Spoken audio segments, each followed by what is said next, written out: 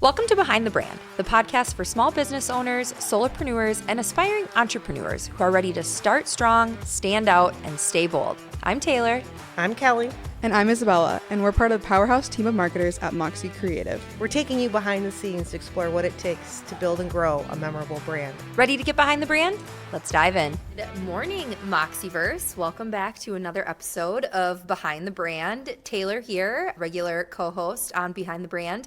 And today I'm joined with a familiar voice. Hello. Hello, that's Mo Moxie. We're also joined by a newbie, Macki, our intern. Hello. Yay.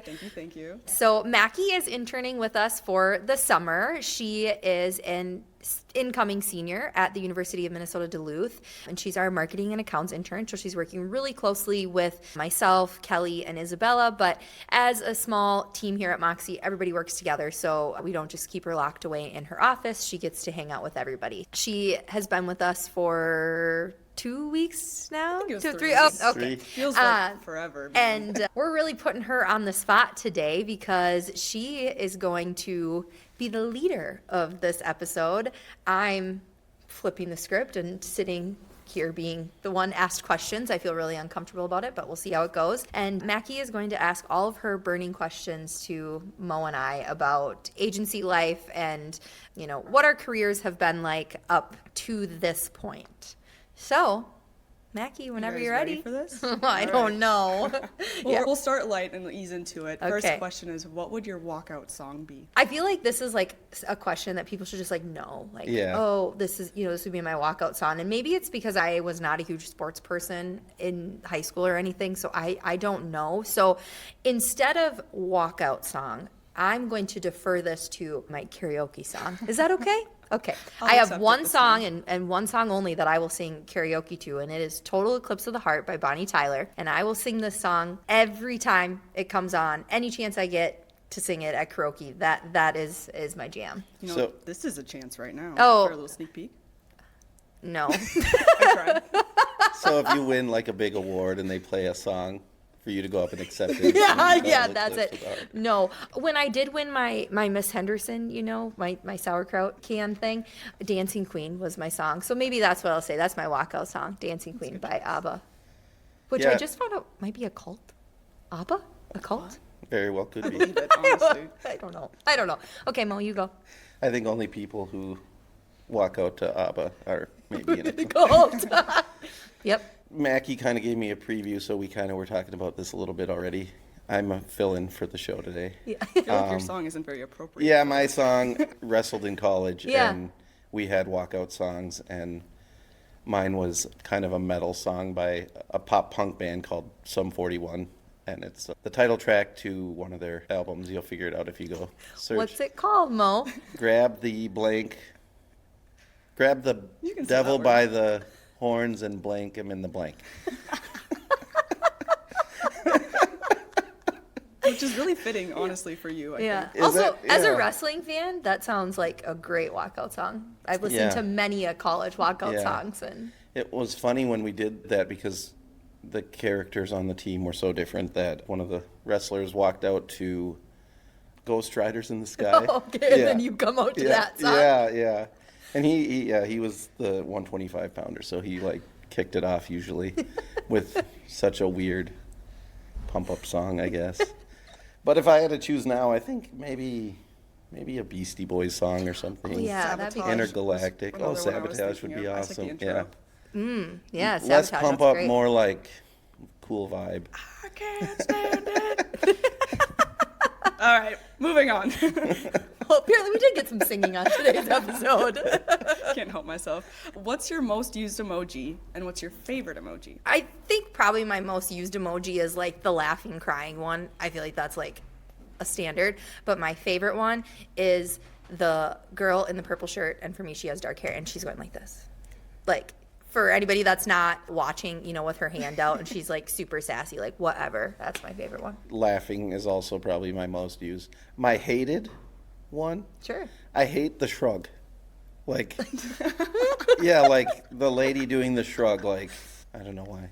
I don't like it. Well, I will say, that I really like the fist pounding. You have to use them both at the same time. Oh, I've it actually looks never like- done that. Yeah, good job. And then you do both fists facing each other like you're pounding fists. I like that. Huh. Put it into your rotation. Make it a thing. Last fun one. As a kid, what did you want to be when you grew up? I think something with art.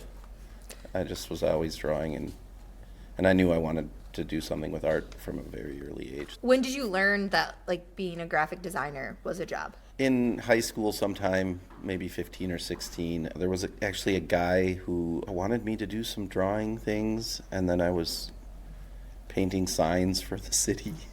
Like just, yeah, weird things where it was like, oh, this could be your job. And then I found Photoshop, and I had loved computers from an early age, doing some programming and things, and yeah, I just kept doing that stuff. So My cousin, he's going to be 12 and he loves to draw. And this winter he was up at our house and I was telling him, I'm like, Cole, you know that like you could have a job doing this. Like I work with people that draw all day. And his eyes got so big. He just thought it was so cool. For me, I wanted to be a teacher. That was always my thing. Genuinely, when I went to college, I was deciding between two different schools. If I went to one, I think I would have been a teacher. If I went to the other, I was doing what I went to school for, communications. Very happy that I went down the communications route. Having kids of my own now, I don't know if I could be a teacher. Yeah. I really think, and this was like my heart going out to all teachers. One, I think it's a very hard time to be a teacher, but two, I just don't know how I could go home. I wanted to be like a little kid teacher, interacting with little kids all day and then going home and being like a fully present mom. I just think it would be really hard. It takes a very special person, and I'm not that special.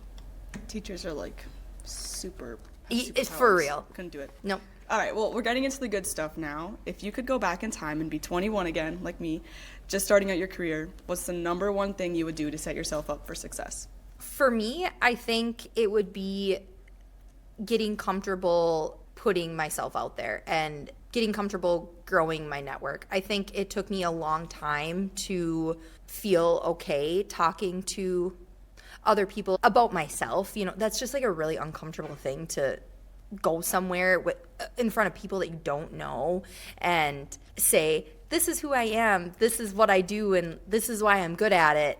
It's weird. It's intimidating. Yeah. So just kind of if I could go back and like tell my 21-year-old self, like I just be like, nobody cares, you know, not nobody cares about what I'm trying to say, but like nobody cares that much that you need to be so nervous. And if you have like one bad interaction, like wipe it off and nobody will remember it. So that's kind of been my big thing. I turned 30 last year, and I feel like that's been like the biggest blessing, I guess, that happened to me in that like decade shift, is that I just am like, I don't really give a shit what anybody thinks about me. And in my 20s, I would have never, ever said that. I think if I went back to 21, I would probably have tried to find an internship, doing like a more targeted internship, like maybe traveled to California and worked for a snowboard company, or, like really. Snowboard in California?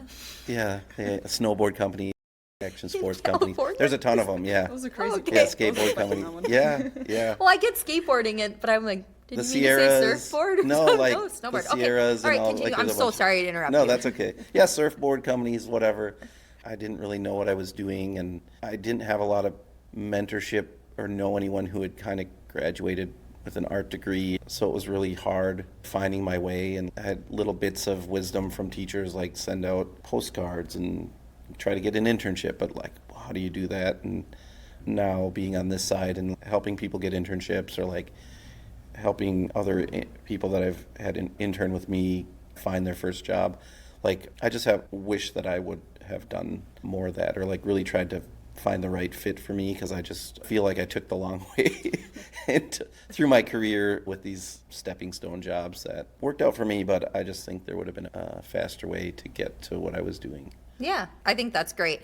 I think the underlying thing is being okay with taking some risk, or doing something that maybe feels a little bit uncomfortable. I always talk to my husband and say things like, I don't ever regret how our life turned out. Like, I love exactly where we're at, what we have, all of that. But part of me is kind of like, why didn't we, when we graduated college, like pack up and move somewhere? Yeah. It's just the kind of now's what the if. best So time, as too, someone to who have is the chance. is I was twenty just is talking- 21 and freshly, will be graduating college soon, and you have that opportunity, like, be comfortable putting yourself in uncomfortable situations. Yeah, with the internet and all, social media and stuff, if like, oh, I really want to work at this agency, or I love this product and I want to go work for these people, really pursue getting an internship there. I see that all the time, all over LinkedIn. Like, I started following this brand, and then I would reach out to them once a month, and then once a week, and then, and it might seem kind of stalkerish, but you're making a name for yourself. Great advice. Thank you, guys. I'll take that into consideration. I'm going to start DMing every account on Instagram. All right. Well, now let's clear up the air. What's a common misconception about marketing that you'd like to debunk right now? I think, and this feels like a misconception that we're seeing maybe a lot right now in our agency, is marketing will not always bring in money. But it doesn't also mean that marketing is a money trap. There's a lot of things about marketing that, marketing is not sales. It needs to work hand in hand with your sales team. So you can't expect just a full, robust marketing strategy to be the only thing that delivers leads, delivers those results. You need to have a team on the ground and what you're going to do when those things come in. A lot of marketing is brand awareness. It's putting yourself in front of your target audience time and time again, so that when they are ready to make a decision, you're the only person that they think of. And that doesn't necessarily reflect in results. We're not always going to be able to put numbers to that every time, because we don't know, that person could have seen an ad that we published, or, we did the strategy on, we did the copy, we did the design, all of that. We've been managing it. They might have been drawn to you from that first ad, but it took them 3 months to make a final decision, and they're not coming from that ad, but it's still a result of that ad. So, kind of getting beyond the numbers of things sometimes, because there is so much behind the scenes that happens with marketing that you may never be able to put direct results to. And there's some ways where you really just can't record the type of help that it did. No, exactly. I mean, a billboard is exactly. a prime example of that. Like, yeah, we can say it gets this many impressions a day because we know this is the vehicle traffic, but we don't know. I mean, we have 2 billboards up around town, and I got stopped at Costco at the liquor store the other day because I had my Moxie sweatshirt on. And yeah, my Moxie sweatshirt at the liquor store. I realized that it sounded great. But he was like, oh, I see your billboards all over. And like, yeah, whatever. And he's like, what do you do? And was asking me questions. But, so that's a result too, right? Like, we're getting our name out there. It's that brand awareness piece. So Yeah, people have stopped me at Quick Trip. Yeah, right. I mean, on a weekly basis, people tell me they see our billboards. yeah, You right. guys are local celebrities. So, yeah, I guess. I think something I'd like to debunk is, I think advertising gets a bad rap. Like, it just has a bad connotation for some reason. Like, you hear people all the time like, oh, I hate advertising, or Facebook is full of ads, Yeah. or, all that stuff. And I think it gets that way because they're bad. Right. It's bad advertising. I kind of like the Facebook targeted ads because it's usually stuff that I'm into, or I like, or I'm looking for. And so I think we try to keep that in mind here sometimes. Yeah. Like, using a platform to reach the right people, or doing it in a way that it's less advertising and more fun content, or bringing some sort of awareness, Right, yeah. It's not like we're just trying to pull a fast one over on you and like Right. swindle you out Yeah. of your money or Yeah. whatever, and that's definitely, like, we're not slimy advertisers, and that is a thing. Like, people think that sometimes. So. I think that they definitely think that. Yeah, So. yeah. It gives that stereotype, but marketing can be fun and advertising can be fun too. Yes. It's Yeah. like you guys show that. All right. What is a lesson you learned the hard way? For me, and this is very early on in my career, I really struggled with constructive criticism, like so hard. I took everything personal. And that's not to say I don't now, but I can separate myself a lot better. I think in the beginning, you're trying so hard to prove yourself and fight past any imposter syndrome that you shouldn't be there. And so when anything goes wrong, and it is wrong based, directly on something that you did, it feels like any type of resolution to that is like a personal attack, when really that's not what's going on. Kelly has kind of always been very good at, we make a mistake. We put out a lot of copy here, and, we do a lot of like large print things, and we can proof it. We can have multiple people on the team proof it. We can have our client proof it, multiple people on their team proof it, and a spelling error can still fly through. It's just the reality of things. And sometimes it's a big deal. Sometimes it's not a big deal. If it becomes a big deal, okay, how do we find the solution? Like, there's no sense in getting bummed about it or beating yourself up or whatever. Just like, okay, how do we fix it? So yeah, just really kind of putting like the personal things aside. I've had a lot of times early in my career when things would go wrong and I would just start crying and whatever. Like, I just felt so bad. Or, a boss would be giving me a review and it'd be, a 4 instead of a 5, and my like type A perfectionism would just kill me. And that kind of goes back into, like, I just don't really give a shit about a lot of things that don't matter anymore. Just being okay with that mistakes happen. Constructive criticism is okay. We're human. Did you cry too? I don't think I've cried over graphic design. Maybe, yeah, not that I can recall, but Not yet, at I least. think, I've been lucky enough to learn, maybe not personally through stuff I've done, but seeing things, younger. Like I said, my career was kind of all over the place, so kind of when I got to an agency world, I had already maybe learned things on a smaller scale. But one big thing that always has stuck with me is I was at a different agency and we had a new person that was, for whatever reason, producing this large page document for print. And I don't know what happened, but it got printed and it was like 10,000 copies for a university, and it came to us before it went to them. I guess we were delivering these, and the project manager opened it up, and on one of the main pages in a huge headline, it was like a keyboard mash. And the headline was gone and it was just like FLRLR, like someone had sneezed and hit the computer. It was real weird, like, how did this happen? And they got super angry. It was a lot of money, and it was for a big client, and they were expecting this. This person had only been in the agency maybe 3 months, and they wanted that person to figure out, how did this happen? There was really no explanation for how this happened, except for, I always thought like it happened because no one looked at it before it went to print, because you would have not missed that. A spelling error is one thing. Right. A missed period or something would be something, but this was like a huge headline. Yeah. And Also, you usually get a proof from the printer. True. Like, the printer didn't say anything. So I mean, there's lots of lessons from this. Like, have a printer that you trust. The unfortunate thing with this story is like shit like that can happen.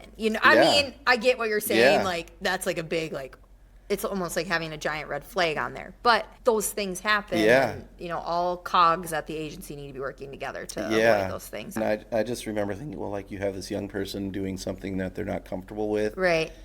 You didn't have like a senior person looking at it or helping them, and then the project manager just sent it without even looking at it, and then on top of it, like, the mistake was made, and we didn't try to figure out how it happened. We just blamed this one person. Right, and that's exactly what I was saying, like with Kelly, like, how are we going to fix it? Yeah. It's the only way forward. So she probably was crying over graphic design. Yeah. But she hadn't designed the magazine. She maybe could have seen that and thought, like, oh, this was meant to be this way. She had no idea. She's seeing it for the first time and setting it up for print. It was just, the whole process was a mistake, in my opinion. And I've always thought, like, if we can avoid that, something like that from the beginning. Yeah. And I've just, a mistake I have made, not so major, was just setting up business cards. They were supposed to have round cut edges on the, or rounded corners. And it was like a huge company, like 50 business cards, and you had to set up each up individually, which was kind of annoying. And then go through a print queue of all the things. There was like 2 of them that I missed out of 50. With rounded edges. So they came with square edges. Everyone else had rounded. They were like 1,000 cards a piece or whatever, just huge boxes of cards.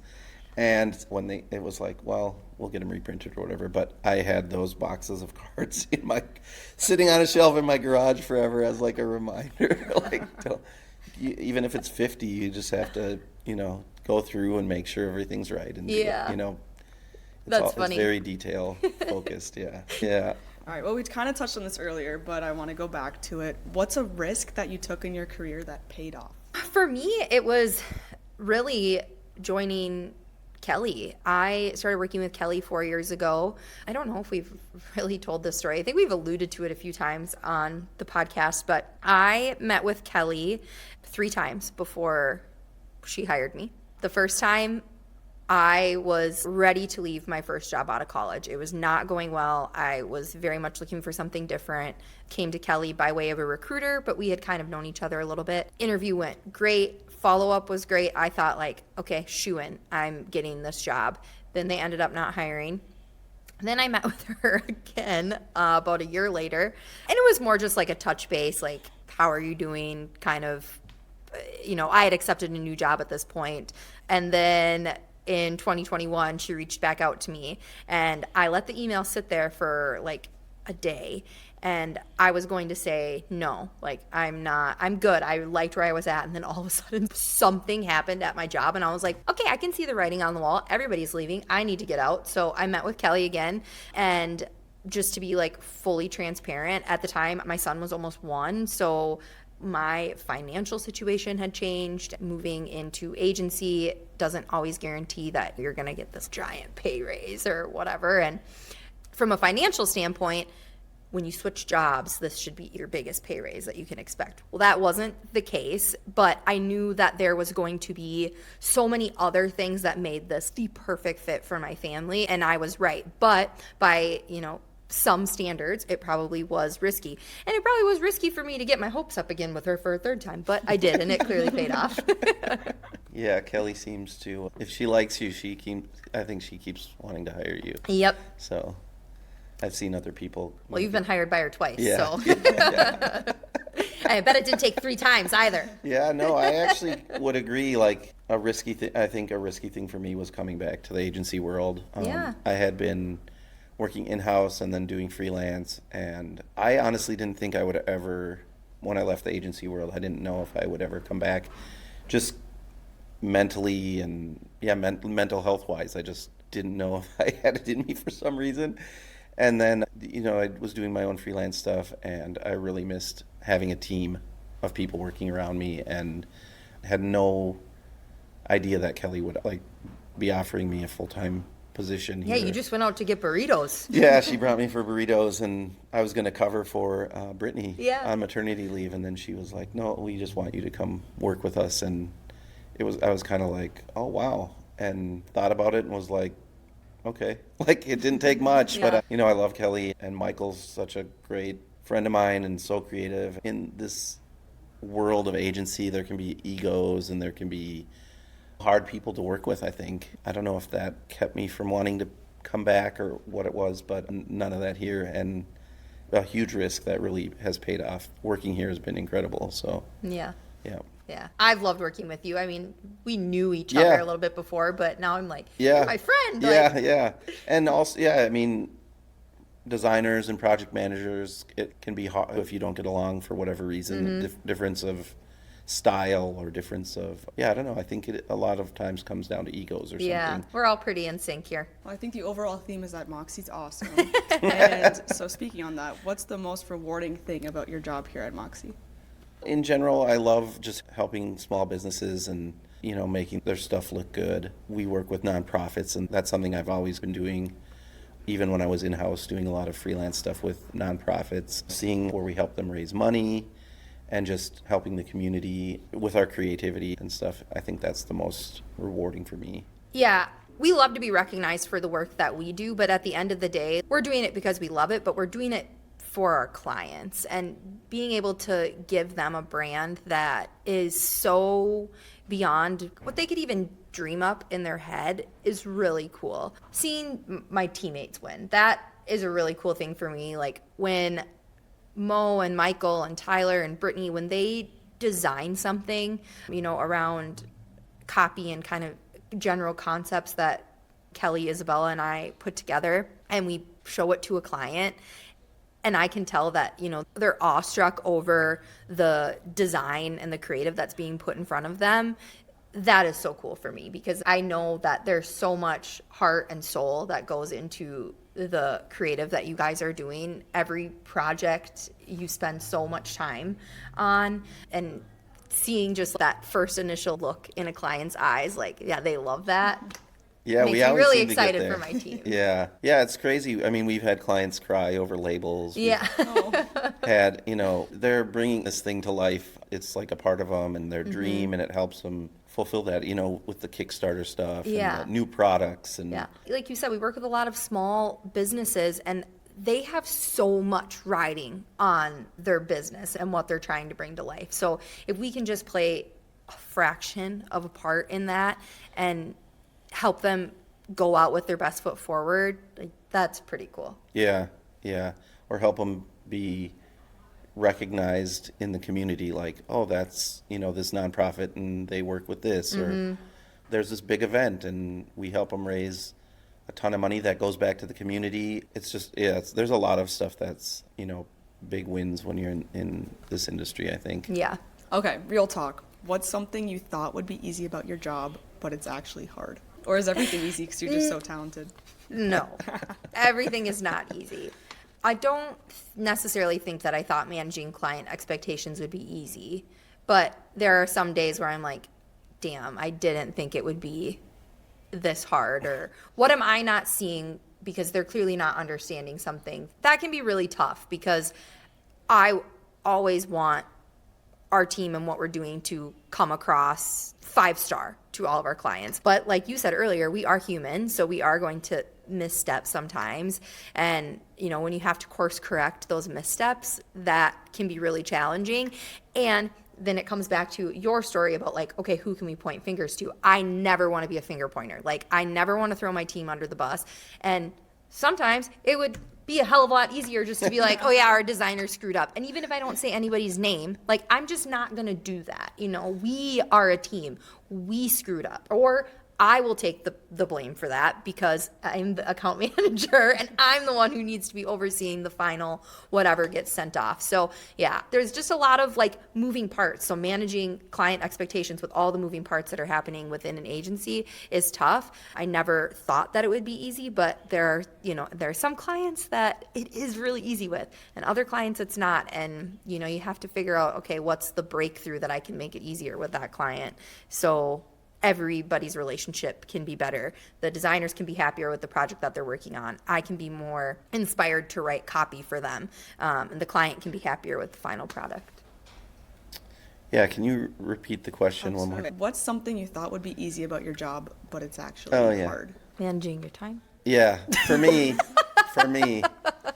it's hard to keep in scope for me, I think. I could just make 100 logos for somebody, or it's just done when I run out of time, I feel like. So I get it to as good as I can get it with the time allotted, I think.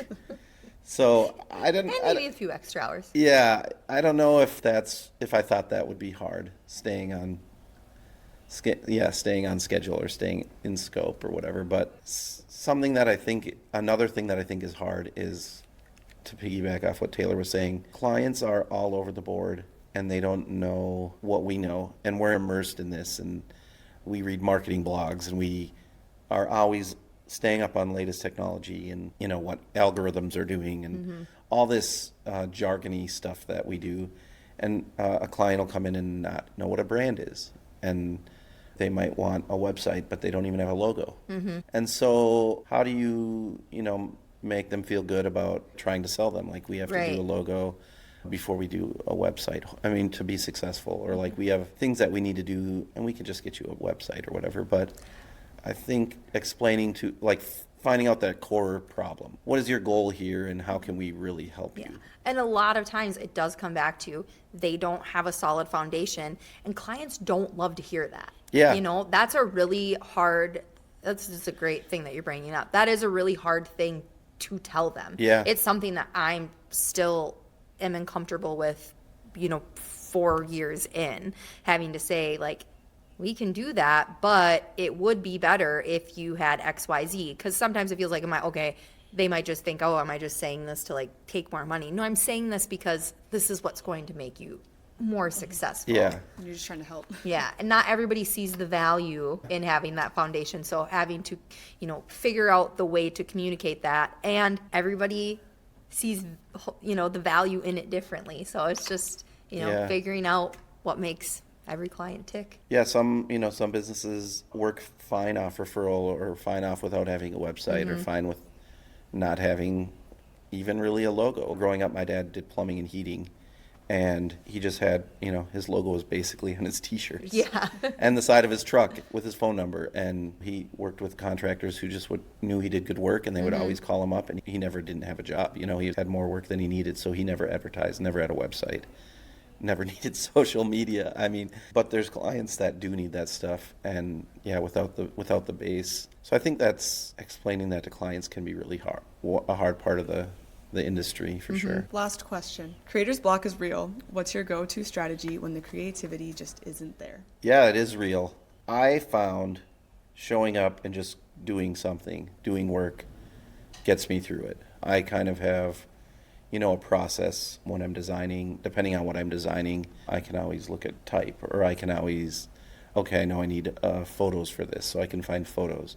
So if I start organizing things and getting things in place and just keep working at it, I just kind of get through it, slog right through it. I don't, other times I immediately have an idea and I know exactly what I'm doing, but some of the time it's just the process. And having a creative process and showing up every day and doing work really helps me get through that block. This is such a great question, especially for what we do, because kind of going back to when most talking about our scope, we have a scope, and I would not say that we here at Moxie are always married to a scope, but we should be. When that creator's block or writer's block, whatever you want to call it, hits, it can be kind of scary, because it's well, shit, I have a deadline, or B, if I sit here and think on this for too long, I'm not going to get it done in the amount of time that we've allotted. So you really have to figure out ways to work quickly past it. And for me, if I'm working on a website, and that was my plan for the day, that I was going to work on this website or this blog or this email, and it's just not hitting, I come in and I know I am not going to be there today, I will immediately jump off of it, because I don't have the luxury of just sitting and thinking on anything. I need to make a decision really quickly. So oftentimes for me, if I have a writing project that I need to do and it's just not there, I will move on to something that's a little bit more mundane. I think I just said that weird. Mundane. I am a checkboxer. So if I can do, whether it's scheduling some social posts or putting together quick email outline or whatever that looks like, that is something that I can just go check. That kind of fills my bucket to be okay, now I can move on to something that's maybe going to take a little bit longer, that I need to think about, that I need to do a little bit more research on. I can't sit for too long when I get in that block period, because I don't have the ability to do that. One, because of scope, deadlines, and because we're a small team. I don't have anybody else that can do it. I have to do it. So it just, you got to push past it. That's all my questions for you guys. Thank you so much for all the answers. I think I'm going to be very successful now in my future, since I have your words of wisdom. What do you think you took from this? What's the most important thing you think? Be comfortable with being uncomfortable. I think you guys definitely show that a lot, even just with what I've been doing here. I've been doing different things, meeting new people, going new places, and it's scary at first, but I think that that's really what's going to pay off in my career, is just being comfortable with being uncomfortable. Yeah, and I think you're doing a really, really great job at that already. You've just jumped in full steam, and anything I'm hey, you want to do this? I went to you this morning, do you feel comfortable putting a reel together? I think it would be a great project for you. And you're yeah, let's do it. And you're asking me questions. I'm I don't know, ask Isabella. But, you are doing a really good job at that. So keep that up, and you'll be a winner. Yes. Is it is there anything that surprised you? That surprised me. I think it's kind of what I expected in a way. I think if anything, you guys work together really well, I think, and it's the dynamic of your team. Before I started working here, my dad mentioned, because he's friends with Mo, their team's really awesome. They get along really well. They're fun people to be around. And I was oh yeah, cool. They're really awesome. I'll enjoy it. But I didn't think I was actually going to like you guys as much as not like I was oh, they're gonna suck, but it's big job, big real girl, big job, and I was I don't know if I'm gonna fit in there, I'm just this kid, they're gonna just think I'm not going to fit in, but you guys have been really welcoming. Yeah. And I think I've been fitting in decently You've well. been a great fit. We've loved having you the past couple weeks, and I'm excited for the rest of the summer. So, yeah. I'm surprised with I how actually great think it's I'm been going to be going. sad when our intern leaves this year. Oh, shucks. We can't think about it. We can't think about Guys, it. it's only the beginning. We got I can't cry in this episode. It's only We'll 3 save weeks. that for the last episode. Yeah, perfect. Okay, wonderful. Well, thank you, everybody. I hope you enjoyed this kind of wild episode. It was a little bit different than what we've been putting out, but it was super fun. So thank you, Macki, for taking the initiative and being comfortable sitting in the hot seat and asking us. Well, you weren't in the hot seat, we were, but being the host Yeah, for this hosting. episode. Yeah, the host with the most. Yeah, wonderful. All right, see you again next week. Bye. Thanks for tuning in to this week's episode of Behind the Brand. If you liked this episode, share it with a friend. If you didn't, share it with an enemy. To keep up with us, follow along on our socials. Links are in the show notes below.